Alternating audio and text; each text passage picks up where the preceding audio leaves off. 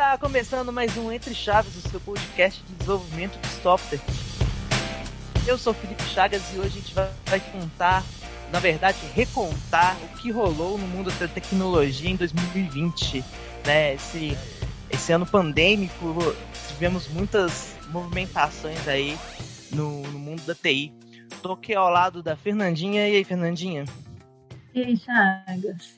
Então, pois é, hoje a gente vai falar um pouco, né, do que aconteceu, quais foram as atualizações aí do mundo da tecnologia, quais foram as falhas, né?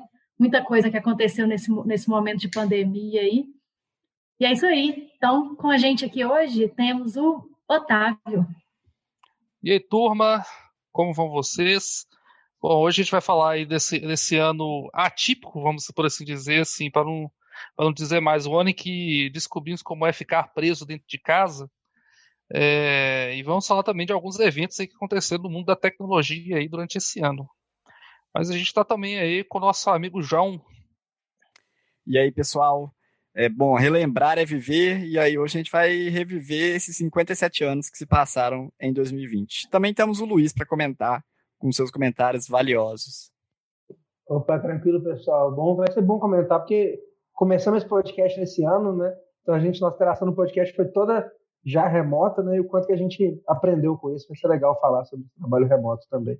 Muito bem. Então, vamos aqui agora falar dos eventos sem ordem cronológica, que a gente não é tão capaz de fazer isso bonitinho dessa forma, porque esse ano é muito difícil de lembrar das coisas em ordem cronológica, né? Mas eu queria começar falando aqui, né, antes da gente talvez contar do grande evento do ano, que foi a pandemia, o impacto delas, relembrar algumas coisas e pensar muito que eu acho que esse ano foi um ano que muitas invasões e hacks vieram à tona na mídia, né? Não posso falar com propriedade que talvez foi um ano que teve mais do que o ano passado, mas de fato tivemos falhas de segurança severas em grandes players do mercado, né? E, então, por exemplo, a gente teve o hack do Twitter, que acho que até hoje o Twitter não soltou um post-mortem muito detalhado do que aconteceu, né? Vocês acompanharam essa falha aí que teve? Acompanhei e estranhei quando vi que metade da minha timeline estava pedindo Bitcoin, né? e era tipo assim, tudo bem, o Elon Musk pedir Bitcoin, você até acha que pode ser ele mesmo, né? Porque ele é tipo um bot. Mas aí quando começou a ter outros usuários, você começa a estranhar. Olha lá, com o Elon Musk pode ser o primeiro Android, hein? E a reação do Twitter foi simplesmente, cara, acabou, ninguém posta nada, entendeu? Isso foi uma reação muito engraçada também, né? Assim, dentro das medidas dele, foi a medida que eles acharam a melhor, mas foi muito estranho, assim, de repente todo mundo travado, né? Assim, a galera toda travada, né? Não, aí que você se engana, Luiz, não foi todo mundo, foi só quem tinha conta verificada, então a máxima, né? Os humilhados finalmente foram exaltados aí. Exato. Deve ter sido um dia que a publicidade de influencer foi lá no chão, né? Assim, sim, com certeza. Tudo ferrou, né? Não, mas tem uma explicação, né? A conta verificada é quase um SSL do site, sabe? Tipo assim, se ela é verificada, você pode confiar que o Twitter dá o selo dele de que você pode confiar nessa conta. Então, se tem contas verificadas agindo como bot, é uma falha da credibilidade do Twitter. Então, por isso que ele barrou. Agora, se eu tô lá pedindo Bitcoin, o Twitter nunca falou que era pra acreditar em mim, entendeu? Então é muito nessa vibe. Exatamente. E parece que foi uma engenharia social que eles fizeram, que o ataque hacker se deu através de uma engenharia social para ter acesso a um painel de administradores do próprio Twitter, o que reforça aquele preceito de que o jeito mais fácil de você hackear, né, uma aplicação grande, um sistema muito grande, é aí através da engenharia social. Muitas vezes você, como atacante, né, você vai ali tentar enganar um usuário ou alguém que trabalha na empresa para tentar pegar esse acesso que você não deveria ter. E eu acho que uma coisa muito característica do ano foi que essa quantidade de ataques hackers, né, só para citar mais alguns por alto, como por exemplo os do próprio Ministério aqui do Brasil, né, a gente teve do Ministério da Saúde, tivemos do STJ, se não me engano, e esse evento de pandemia e todo mundo está usando serviços online, justamente expõe e torna esse ambiente ainda mais um alvo, né, para quem está querendo se dar bem aí de formas não boas. Por exemplo, assim, passando nessa negócio da pandemia que você falou, Jota, teve muito hack social dentro do auxílio emergencial, por exemplo, né? que como estava todo mundo em casa, surgiu a oportunidade, assim, de pessoas receberem dinheiro com validação totalmente remota. Então, assim, acabou surgindo brechas e incentivando muito as pessoas a buscarem essas falhas também. Teve também a falha do FGTS, né, que alguns golpistas usaram o aplicativo da Caixa para roubar o FGTS emergencial, né, do pessoal. Muita gente. Bate um pouco com a do auxílio emergencial também. Exatamente. Esse FGTS eu não consegui pegar o meu até hoje, por sinal. Cara, aquele aplicativo não funciona no celular da Xiaomi, cara. Não sei porquê. Meu telefone não funciona nem a pau. Eu vou ter o prazer de discordar. Eu consegui, mas foi difícil. Maldito. Não é fácil, não. Mas, assim, esse esforço também foi uma parte muito interessante desse ano, né? O esforço de criar interfaces para fazer coisas que antes a gente era obrigado a fazer localmente, remotamente, né? E eu acho, mesmo com toda a dificuldade que eu particularmente tive com o aplicativo da Caixa, eu acho uma grande vitória, assim, porque é um aplicativo que simula um chat de WhatsApp. Então, eu imagino que uma pessoa mais velha que tem contato apenas com o WhatsApp, que é a grande rede social aí do pessoal mais velho, entrando no aplicativo de banco e vendo um layout que ele se enquadra, que ele entende, né? Que é um layout de chat, tudo por texto e conversa, né? Então, assim, teve um avanço muito grande nessa empreitada nossa de transformação digital, né? Sim. E assim, falando de falha de segurança, teve uma outra muito grande no início do ano, que foi a do Zoom. Assim, na verdade, o Zoom nunca foi o mais seguro do mundo. Na verdade, ele tinha alguns problemas sérios até em relação à privacidade dos dados, etc., que acho que não é muito foco aqui do podcast de hoje, mas teve sim uma falha de segurança no início do ano, né? E o que tornou evidente que, por mais que o setor de TI se diz muito preparado para trabalhar com o trabalho remoto, né?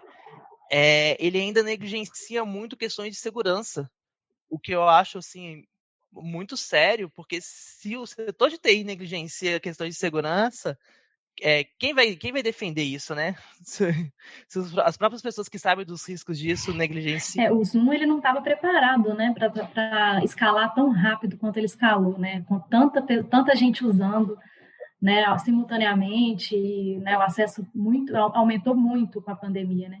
Então eles realmente tiveram grandes falhas de segurança aí, né, gente entrando em salas privadas, expondo coisas, né, em salas privadas. E eu acho que assim, se tivesse tido uma invasão no Zoom, vamos supor, um ano atrás, mesmo período, uma invasão no Zoom, o impacto midiático da notícia não ia ser tão grande. Falar assim, vazou o Zoom, conseguiram entrar numa sala e ficar só de ouvinte lá, por exemplo, aqui. Isso não seria tão impactante, né? Nesse ano, qualquer falha de segurança no Zoom, por exemplo, ou em um serviço que você está utilizando, foi mais impactante, né? Porque todo mundo começou a saber o que é Zoom, né? Assim, todo mundo hoje sabe o que é Zoom. Se perguntar na rua, você sabe, Zoom, chamada, o pessoal tem uma noção do que é, né? Então, a notícia ganhou mais peso, né? Então, postar na home da Globo isso é relevante, né? Não é igual antes, seria uma nota de rodapé ali, na parte de tecnologia.